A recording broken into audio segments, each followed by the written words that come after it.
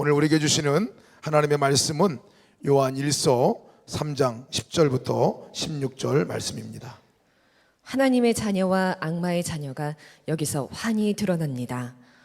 곧 의를 행하지 않는 사람과 자기 형제 자매를 사랑하지 않는 사람은 누구나 하나님에게서 난 사람이 아닙니다. 여러분이 처음부터 들은 소식은 이것이니 곧 우리가 서로 사랑해야 한다는 것입니다. 우리는 가인과 같은 사람이 되지 말아야 합니다. 그는 악한 자에게 속한 사람이어서 자기 동생을 쳐 죽였습니다. 무엇 때문에 그는 동생을 쳐 죽였습니까?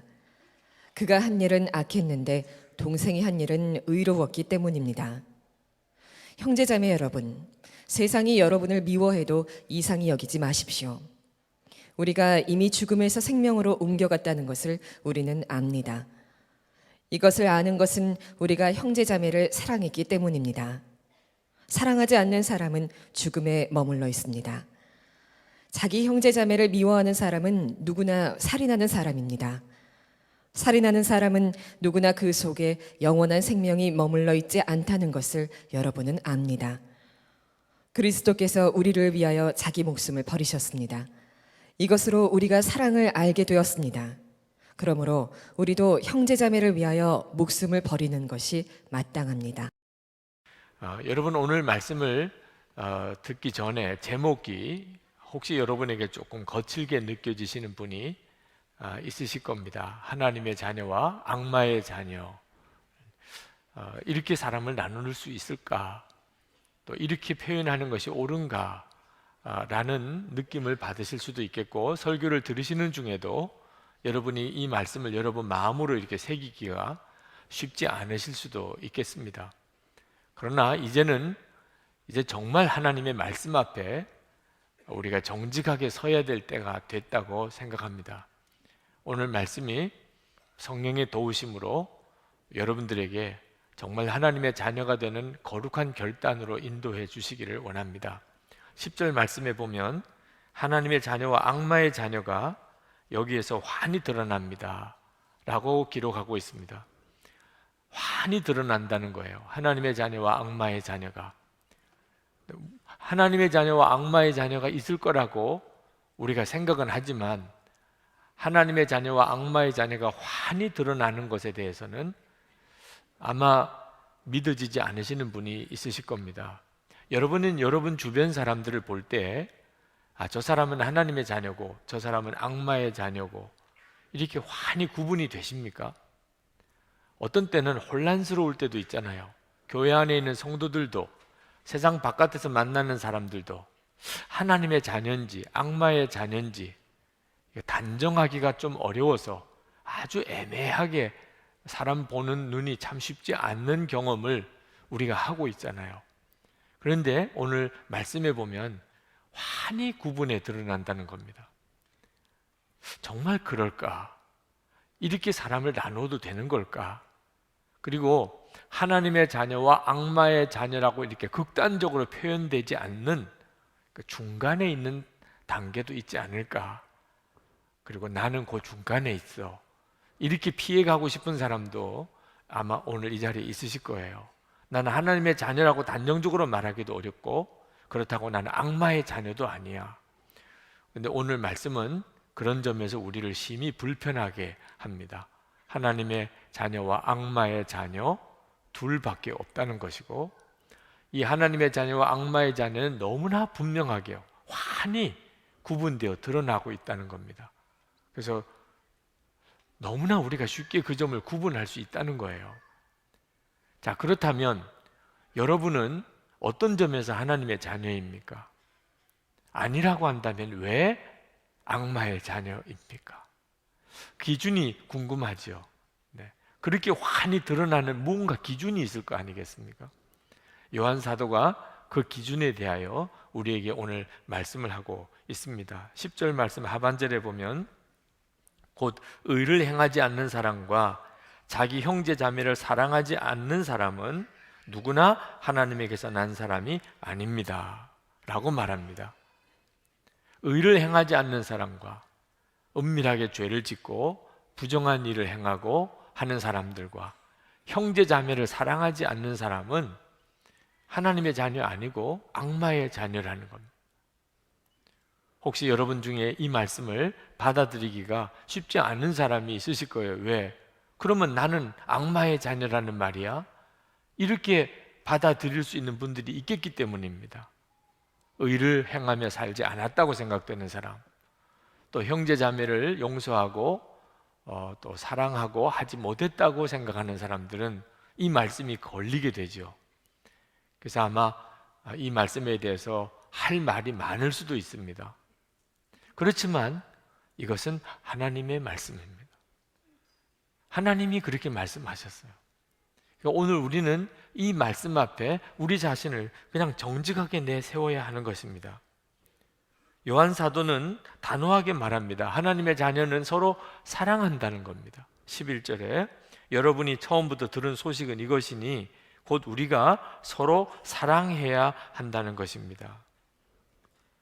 여러분, 의를 행하지 않는 것과 그리고 형제를 사랑하지 않는 것은 사실은 같은 뿌리에서 나온 겁니다. 우리가 이렇게 구분해서 표현을 했습니다만 은밀히 죄를 짓고 사는 것과 형제를 미워하고 용서하지 않고 사랑하지 않는 것은 사실은 한 뿌리에서 나왔어요. 악마입니다. 악마가 그렇게 하고 있는 거예요.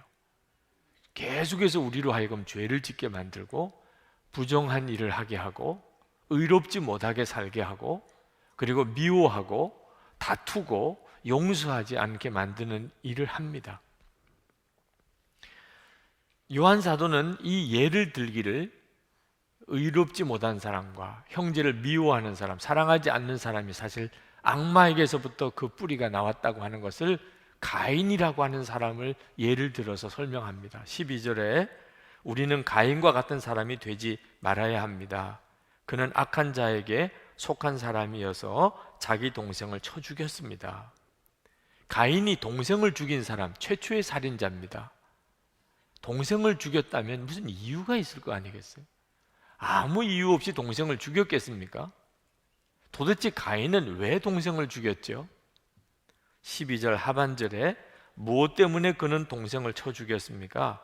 그가 한 일은 악했는데 동생이 한 일은 의로웠기 때문입니다. 다시 말하면 하나님께 제사를 드리는데 하나님이 시킨 대로 가인은 제사를 드리지 않아서 하나님이 가인의 제사는 받지 않으셨고 아벨은 하나님이 시킨 대로 제사를 드려서 하나님이 아벨의 제사는 받으셨습니다. 아벨은 형 가인에게 아무런 잘못한 일을 한 게 없어요. 형 것을 뺏어갔거나 형에게 무슨 나쁜 말을 했거나 형을 화나게 했거나 그런 행동이 없습니다. 그저 하나님께 제사를 바로 잘 드린 것밖에 없어요. 그런데 가인은 그런 아벨이 미운 거예요. 시기 질투 때문에. 하나님이 가인의 제사를 받지 않으시고 아벨 동생의 제사는 받으신 것이 막 마음으로부터 무서운 질투심이 일어난 거죠. 꼭 뭘 잘못해서 미움을 당하는 것은 아니라는 것을 우리가 세상 살면서 경험하잖아요. 꼭 뭘 잘못해서 미움을 사는 건 아니라는 겁니다. 왜 이런가? 가인이 마귀에게, 악마에게 속한 사람이기 때문이라는 겁니다. 그래서 의인을 보면 미워요. 남이 올바르게 잘하는 거 보면 질투심이 생겨요. 그리고 결국은 돌로 쳐서 죽여버립니다. 여러분, 우리가 이 세상에서 이렇게 성도가 대우받을 때도 있습니다. 나는 의롭게 살았는데 그것 때문에 미움을 당하는 경우가 있어요. 그럴 경우에 오늘 요한 사도는 그걸 이상하게 여기지 말라. 가인의 경우를 보라는. 여러분, 이 가인의 지은 죄를 가만히 우리 자신에게 적용해 봐야 됩니다. 혹시 나는 그렇지 않을까? 왜? 가인처럼 되지 말라고 그랬잖아요. 가인은 동생을 시기하고 질투했습니다. 우리는 쉽게 시기 질투합니다. 그런데 그걸 죄라고, 그렇게 큰 죄라고 여기지를 않습니다. 아유, 시기 질투심이 없는 사람이 누가 있어? 그렇지 않고 오늘 말씀은 시기하고 질투하는 죄가 악마적인 뿌리에서 나왔다고 말합니다. 그러므로 여러분이 혹시 누구에게 대해서 시기하고 질투하는 마음이 있으면 심각하게 생각하셔야 합니다. 저는 설교에 대해서 열등감이 굉장히 컸었습니다. 말도 언변도 그런 데다가 또 저 부산에서 자랐기 때문에 사투리도 쓰고 특히 성격이 내성적인 성격이라 사람들 앞에 그렇게 나서는 일이 굉장히 저 자신에 대해서 열등감이 심했었습니다. 그때는 설교 잘하시는 목사님이 은혜가 되는 게 아니고 화가 나는 거예요. 왜 저분은 저렇게 말을 잘하냐 말입니다. 꼭 누가 잘못해서 그를 미워하는 게 아니더라니까요. 어느 연합집회 때 저도 설교를 맡아서 갔는데, 그런데 여러 목사님이 이제 설교를 이어서 하십니다. 근데 그때 제 마음속에 제 앞에서 설교하시는 분, 제 뒤에서 설교하시는 분이 설교에 죽을 쓰면 좋겠다, 이런 생각이 제 마음속에서 일어나는 거예요. 왜? 무섭다는 생각이 들어요. 제가 무섭더라고요. 제가 그런 생각을 하는 제가 무서워. 그래서 그 시간부터 금식에 들어갔습니다. 이런 생각을 하는 것 자체가 얼마나 무서운 일인가. 목사인 제가 그 청년들과 성도들이 은혜를 받아야 되는 그 갈급함으로 모인 그 집회 때 말씀을 전한다고 하면서 그런 속으로 생각을 하고 있다니. 여러분, 우리 속에 정말 무서운 일들이 일어나고 있습니다. 우리는 큰 죄, 작은 죄를 구분해요. 그래서 작은 죄는 어쩔 수 없이 지어도 되는 줄 압니다. 시기, 질투, 미워하고 용서하지 못하고 이런 것들은 어쩔 수 없는 일이라고 생각합니다. 근데 오늘 말씀을 정확히 보셔야 돼요. 그가 악마의 자녀라고 하는 증거라는 겁니다. 우리가 주님 앞에 서 보면, 그러면 질투하는 것과 시기하는 것과 용서하지 못한 것과 미워하는 것이 얼마나 큰 죄라고 하는 것을 알게 됩니다. 그래서 어떤 분이 기독교에서 사랑이 빠지면 그는 이슬람교보다 더 무서운 율법 종교가 된다는 것. 어떤 분은 이단 하는데 사랑이 없는 교회와 성도가 가장 큰 이단이라고도 했습니다. 이 시간 여러분 자신을 한번 돌아봐야 돼요. 은밀한 죄에 이제는 청산했고, 이제는 나는 정말 형제를 사랑하는 사람인가? 죄 어쩔 수 없이 짓는 거 아닙니다. 악마의 자녀니까 짓는 거예요. 형제를 사랑하지 못하는 것은 그가 구원받지 못했다는 증거입니다. 세상은 우리를 이유 없이 미워합니다. 의인을 미워하는 것이 그가 악마의 자녀라는 뜻입니다. 그러나 세상은 그렇게 우리를 미워하지만 우리는 죄인도 사랑합니다. 우리는 구원받은 하나님의 자녀니까. 14절 말씀을 봅시다. 우리가 이미 죽음에서 생명으로 옮겨갔다는 것을 우리는 압니다. 이것을 아는 것은 우리가 형제자매를 사랑하기 때문입니다. 사랑하지 않는 사람은 죽음에 머물러 있습니다. 여러분은 정말 형제자매를 사랑하는 사람입니까? 그러면 여러분이 구원받은 사람입니다. 여러분은 이제 사망에서 생명으로 옮겨진 사람이에요. 그런데 아직도 미운 사람이 있습니까? 그럼 여러분은 여전히 죽음에 머물러 있습니다. 세상은 죄를 지으면 감옥에 가둡니다. 그러나 미워하거나 용서하지 않았거나 시기 질투하거나 이런 죄 때문에 감옥에 가두는 경우는 없습니다. 그 말은 그런 건 죄도 아니라 그 말. 세상 기준으로 보면. 그러나 하나님은 그렇지 않습니다. 하나님은 우리가 무슨 살인을 했거나 도적질을 했거나 이런 죄만 죄로 여기지 않으시고 시기 질투하고 미워하고 용서하지 않고 사랑하지 않는 것을 다 심각한 죄로 여기시고 그리고 우리를 심판하시고 지옥으로 보냅니다. 15절 말씀을 봅시다. 자기 형제 자매를 미워하는 사람은 누구나 살인하는 사람입니다. 살인하는 사람은 누구나 그 속에 영원한 생명이 머물러 있지 않다는 것을 여러분은 압니다. 자, 여러분 이제 미워하는 사람, 예수 믿으셨기 때문에 미워하는 사람 없지요? 있으세요? 아직도 미워하는 사람 있으세요? 어떻게 하려고 그러세요? 정말 걱정되네. 어떻게 하려고 아직도 미워하는 사람을 마음에 품고 계세요?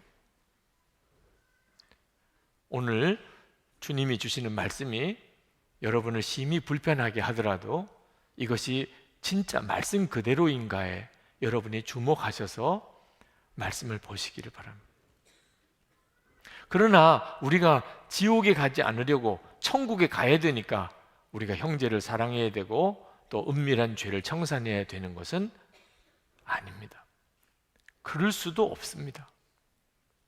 우리가 하나님의 자녀가 되고 그리고 천국에 가기 위해서 이제 은밀한 죄를 짓지 말아야 되고 형제 자매를 사랑해야 된다. 이건 불가능한 일입니다.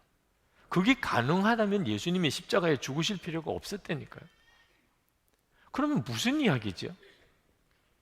여러분이 예수님을 믿었다고 하면서 은밀한 죄가 해결이 안 되고 여전히 미운 사람이 해결이 안 되고 용서가 안 된다면 여러분은 예수님을 바로 믿고 있는 게 아니라는 겁니다.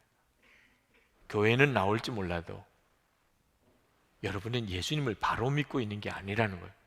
그러니까 은밀한 죄가 청산이 안 되고 미움이 해결이 안 되면 다시 예수 믿는 복음 앞에 서야 된다는 겁니다.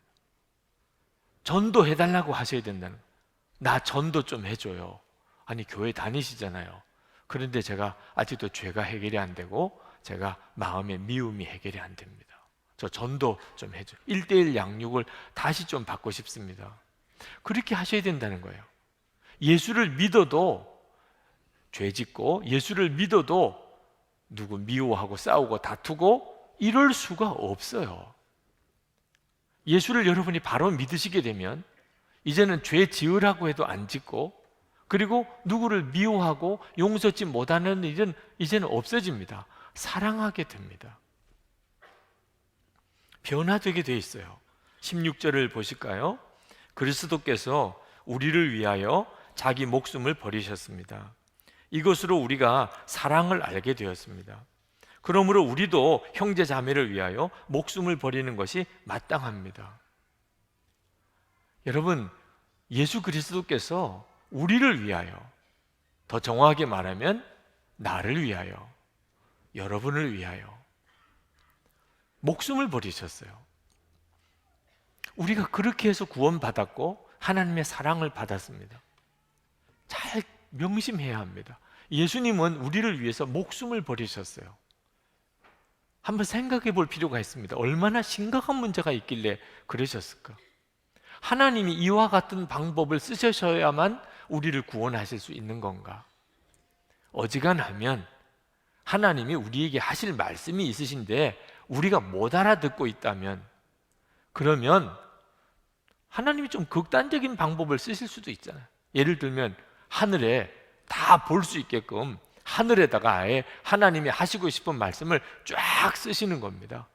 그리고 난 다음에 우리 송구영신 예배 기도회처럼 한 5주 동안 계속 하늘에다가 보여주세요. 그러면 어지간히 다 읽으시겠죠? 밖에 나가면 보이니까 하늘에 쓰셨으니 하나님은 살아계시구나. 하늘에다가 글 쓰실 분이 하나님밖에 또 있으시겠어요? 그 정도쯤 하면 그냥 알아들을 수 있지 않겠어요? 하나님이 우리에게 무슨 하실 말씀이 있으시다면 그럼 좀 특별한 방법으로 우리에게 말씀하실 수도 있잖아요.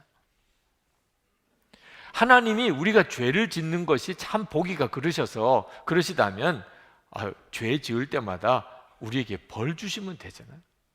무릎 꿇어, 손 들어 이렇게 하셔서 혼내시면 그러면 어지간히 깨달을 수도 있지 않겠어요? 그런데 하나님이 당신의 독생자를 우리에게 보내시고 십자가에 죽게 하셔야만 했다면 이건 이런 정도쯤의 문제가 아니라는 걸 알 수가 있잖아요. 악마가 역사하기 때문에 악마가 우리로 하여금 은밀히 죄짓게 만들고, 그리고 미워하고 용서하지 않고 싸우게 만들고 있기 때문이에요. 악마가 역사하기 때문에. 그리고 무서운 지옥이 있기 때문에. 하나님이 우리를 창조하셨는데 결국은 하나님은 우리를 지옥에 보내셔야만 한다, 그 말입니다. 하나님께서 우리가 결코 지옥에 가지 않게 하기를 원하세요. 이것은 그저 우리가 하나님의 말씀을 좀 알아듣고 그저 죄 지으면 좀 매맞는 정도로 끝날 문제가 해결될 문제가 아니에요. 그래서 하나님께서 우리를 정말 죄에서 건지고 서로 사랑하며 살게, 하나님 자녀답게 그렇게 살게 하려고 하나님께서 결정하신 유일한 방법, 그 방법밖에 없었기 때문에 하나님의 독생자를 이 땅에 보내시고 십자가에서 죽게 하신 겁니다. 여러분, 하나님께서 이처럼 우리를 구원하시려고 이 엄청난 일을 행하신 이유를 여러분은 이제는 깨달으셨습니까?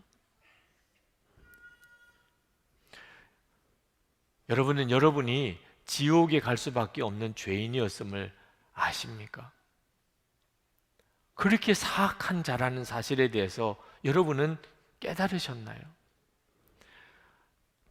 폴 워셔라고 하는 유명한 목사님이 계시죠. 그 목사님이 미국 오하이오주에 있는 어느 집회에서 설교를 하셨는데, 설교하시고 난 다음에 9살쯤 된 남자아이가 그냥 부들부들 떨면서 그냥 울면서 그러면서 앞으로 걸어 나오더래요. 그 아이에게 무언가가 일이 일어난 줄 알고 목사님이 강단 내려가셔서 그 아이를 붙잡고 너 왜 그러냐라고 그랬더니 그 아이가 목사님에게, 목사님, 저같이 사악한 자도 용서받을 수 있겠습니까? 아니, 9살 된 아이가 무슨 죄를 지었길래 나 같은 사악한 자도 용서받을 수 있겠느냐고 그러길래 목사님께서 너가 무슨 죄를 지었느냐 그랬더니 엄마 말을 안 들었다는 거예요. 여러분, 이 이야기를 들으시고 오히려 그 아이가 귀엽다는 생각을 하시는 분도 있으실 거예요. 야, 참 귀엽다. 엄마 말 안 들은 것 때문에 목사님 앞에 나가서 나 같은 사악한 자도 구원받을 수 있겠느냐고 말하는 이 아이가 얼마나 사랑스러운. 그렇지가 않아요. 폴 워셔 목사님이 그날 성령께서 그 아이에게 역사하고 계시다는 것을 느끼셨다고 그랬습니다. 그 아이를 통하여 그 자리에 있는 많은 사람들에게 말씀하시려고 하신다는 것도 아셨다고 그래요. 여러분, 엄마 말 안 들은 이 아이의 죄, 그게 뭐 그렇게 대단해 보입니까?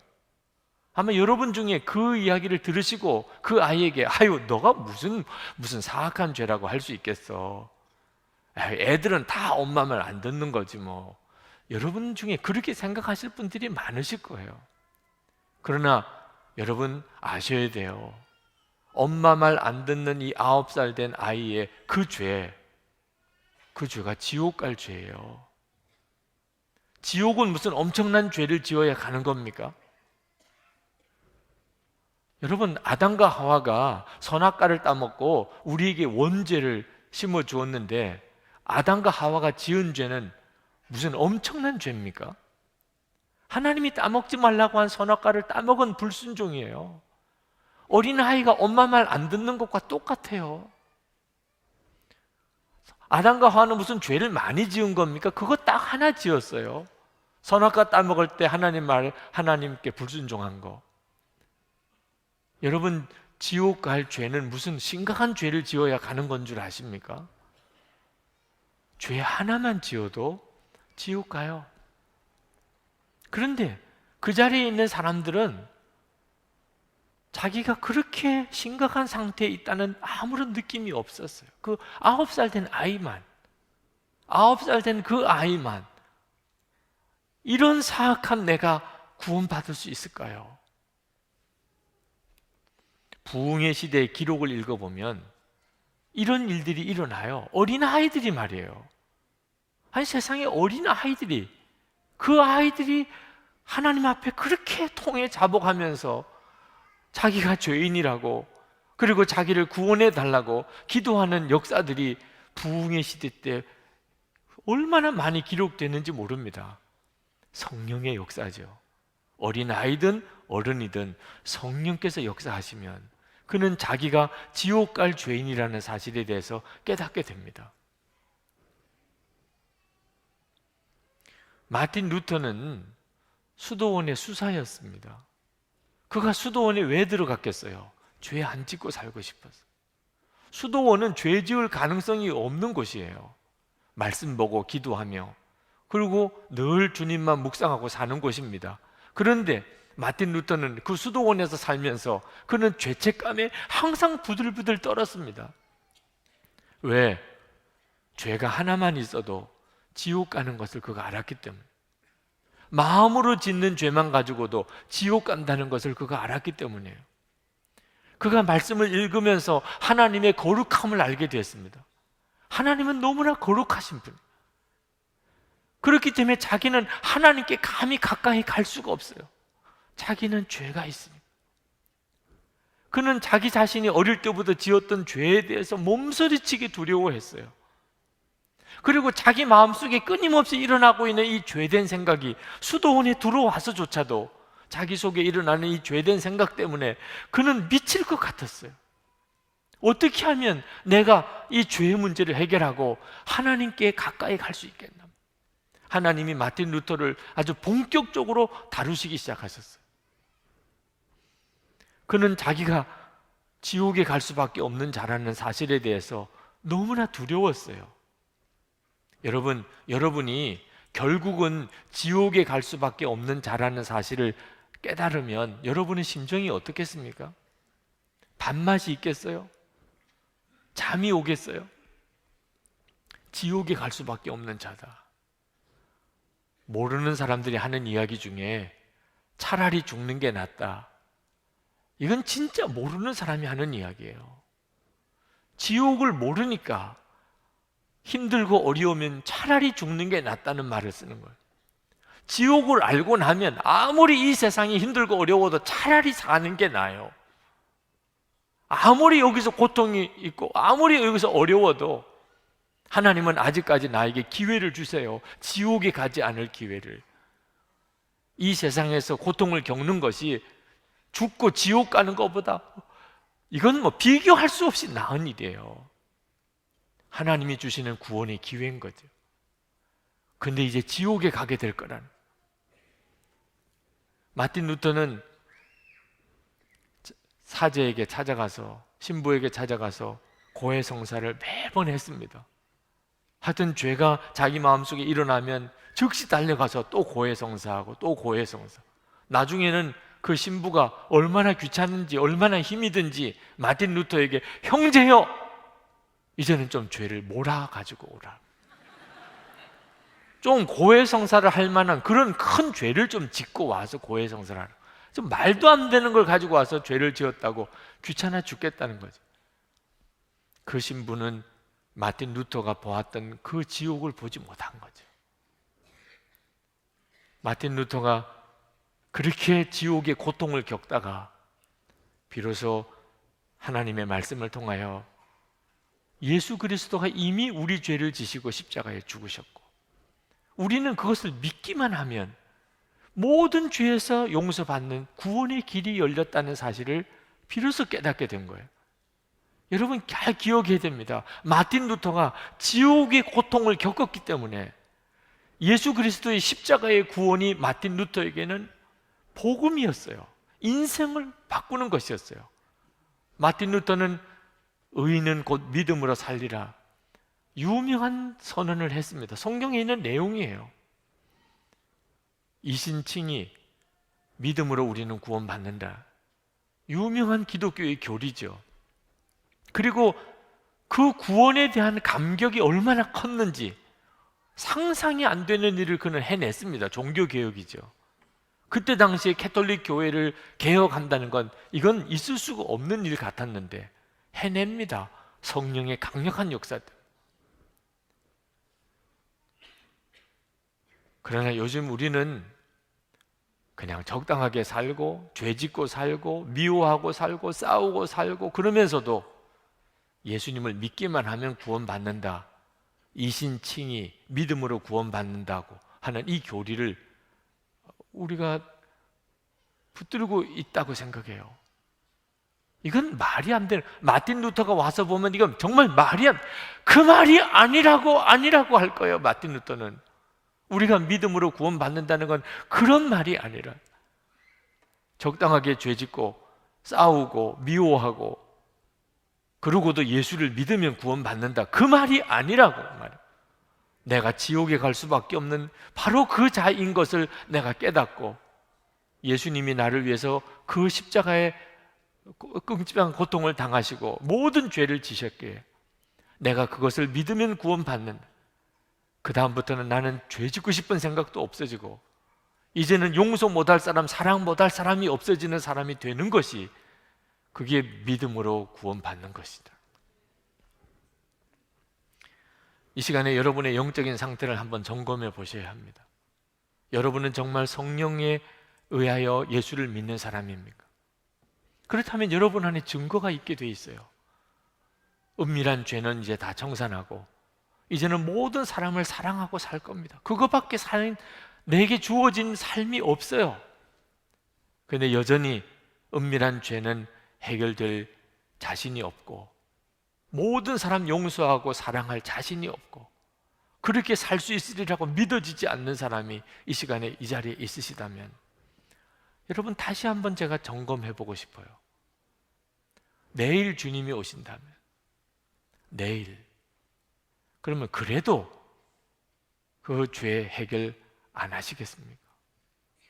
내일 주님이 오신다면 그래도 여전히 미움을 풀지 않겠습니까? 그래도 사랑 안 하시겠습니까? 내일 오신다면 하지요. 내일 오신다면, 여러분 마음에 내일 주님이 오신다면, 그러면 내가 더 이상 그 죄를 왜 짓겠습니까? 내일 주님이 오신다면 내가 무슨 어려움을 겪어도, 감옥에 간다 하더라도 내 죄 다 고백하고 내가 다 청산하고, 주님 내일 오시는데 하루 감옥 가지요 뭐. 그거 왜 못하겠습니까?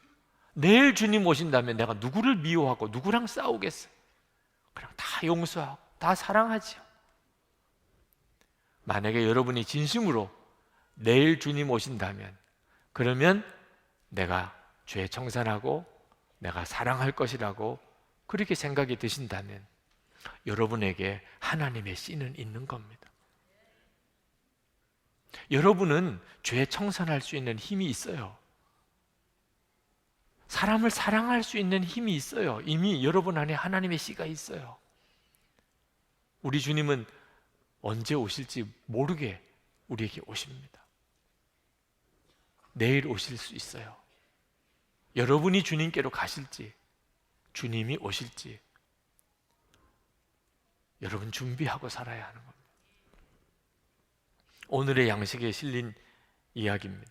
런던 템플교의 교인이었던 에밀 매틀러시, 그분은 식당을 경영하는데 그는 돈이 없는 많은 어려운 사람을 공짜로 밥을 먹이고, 기독교 단체 또는 구제단체에서 와서 도와달라고 그러면 상당한 액수의 돈을 늘 기부하곤 하는 분으로 유명한 분이셨어요.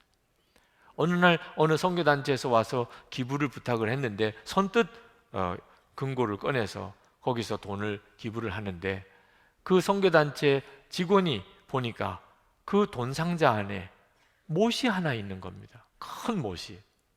그래서 이게 무슨 못입니까? 라고 말했더니 한 15cm 되는 큰 대못을 꺼내면서 그 에밀 씨가 하는 이야기가, 예수 그리스도께서 십자가에서 이런 못에 손과 발에 못이 박히고, 그리고 나의 죄를 위하여 당신의 생명을 주셨다는 것을 내가 잊어버리지 않고 살기 위하여 내가 이 못을 돈 상자 안에 늘 두고 지냅니다. 그리고 이 못을 볼 때마다 내가 누구를 도와야 되거나 할 때 인색한 마음이 들지 않습니다. 예수님은 나를 위해서 생명도 주셨는데, 그래서 지금까지 이렇게 살았습니다. 여러분, 정말 여러분이 예수 그리스도로 인하여 여러분이 지옥에 가는 자가 아니고, 그리고 지옥에 갈 수밖에 없는 그런 자였는데도 하나님의 자녀가 되고 영생의 축복을 얻었다는 사실을 정말 안다면, 그러면 여러분의 삶이 안 바뀔 수가 없어요. 하나님의 자녀답지 않게 될 수가 없습니다. 예수를 믿어도 건성으로 믿고 아직도 내가 지옥에 갈 그런 죄인이었음을 스스로 깨닫지도 못하고 하나님이 나를 얼마나 사랑하셨는지를 보지 못하니까, 그러니까 죄의 유혹이 크고, 그리고 사람들이 나를 미워하는 것을 오히려 내가 원수처럼 갖게 되는 거죠. 이태리에 사역하시는 한재훈 목사님, 얼마 전에 페이스북에 쓴 글을 보았습니다.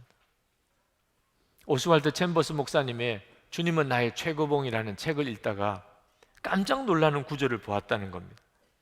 예수님을 나의 구주로 영접한 이후 나는 어느 누구에게도 실망한 적이 없습니다.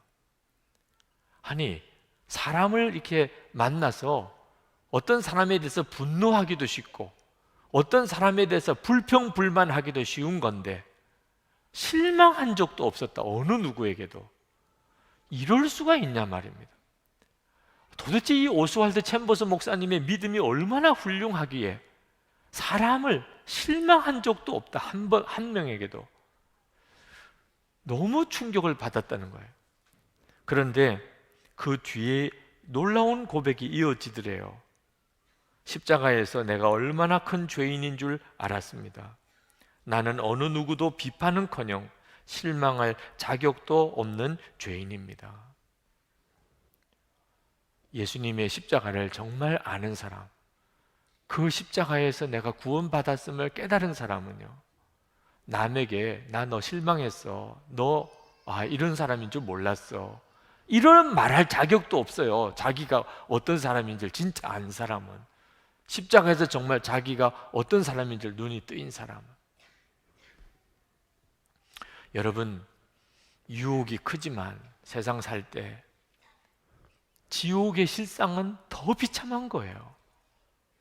유혹이 되는 이유는요, 그 죄의 결과인 지옥을 모르니까 그런 거예요. 세상 살다 보면 의롭게 사는데도 미움을 받아요. 정말 속 뒤집어지는 일이죠. 그러나 내가 지옥 갈 자를 하나님이 나를 얼마나 사랑하셨는지를, 하나님의 사랑을 알고 나면요, 나 미워하는 사람도 사랑하게 됩니다. 다른 사람, 멀리 있는 사람 전에 가족부터, 가까이 있는 교우들부터 정말 사랑해야 합니다. 지난 주간에 어느 목사님을 만났는데 젊은 목사님이세요. 부목사님이신데 쌍둥이를 낳으셨어요. 그 쌍둥이 때문에 많이 힘든 이야기를 하더라고요. 한 아이를 기르기도 어려운데 쌍둥이를 길러야 되니 목사님도 사모님도 쩔쩔매시는 이야기를 하시더라고요. 그러면서 자기가 쌍둥이 기르느라고 힘들어하는 것에 대해서 학교 선배이신 어느 성도님이 그걸 들으시고 전화를 하셨더래요. 전화하시면서 쌍둥이 낳은 이야기를 듣고는 자기 이야기를 잠깐 해주겠다고 하더래요. 그러면서 자기가 셋째 아이를 얻었었다는 거예요. 그런데 원치 않는 아이였어요. 아내가 셋째 아이를 임신했다는 사실을 듣고는 화가 나서 이제 또 아이를 낳아서 기른단 말이야.